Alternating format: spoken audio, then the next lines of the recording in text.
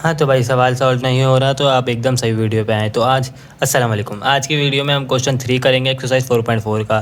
तो क्वेश्चन 3 हमारे पास क्वेश्चन 3 का पार्ट 1 है -3 + 3 3 5 -7 9 11 -13 15 17 -19 तो 2 3 एंड टर्म। तो हम 3 एंड टर्म को किस तरह सॉल्व करते हैं मैं आपको दिखाता हूँ। चलिए हम सॉल्व लिखेंगे।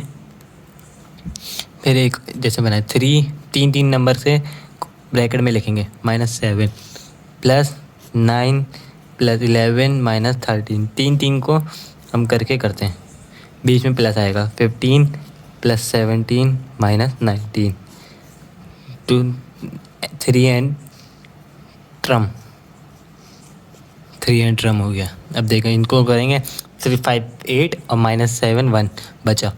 ये 9 20 20 -13 7 बचा। यहाँ 13 बचा। तो ये हो गया 2 एन ट्रम। 3 एन ट्रम से हमने 1 ट्रम बना ली, एक ट्रम बन गई जो हमें जैसे हर सवाल में गिवन होता है। अब सिंपल हमारा सवाल बन गया। अब डेटा बनाएंगे हम। और ए आ गया हमारे पास 1, डी आ गया हमारे पास 7 - 1 इस 6 7 - 1 बी - ए इस 6 एस एन हमारे पास मालूम करना है और एन हमारे पास एन ही है। तो सॉल्व लिखेंगे हम। S N N upon 2a n - 1 और d।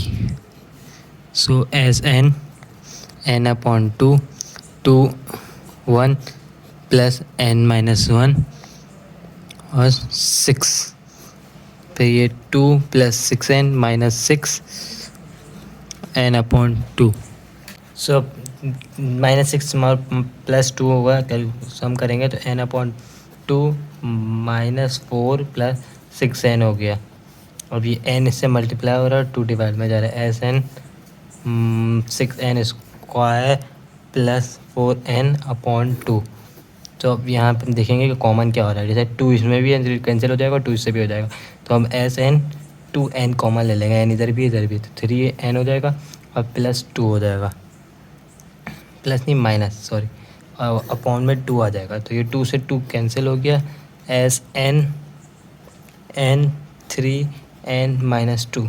तो ये हमारे पास आ गया पहले का आंसर। तो उम्मीद करता हूँ आपको वीडियो समझ आएगी। तो मेरे चैनल को सब्सक्राइब करें। अल्लाह।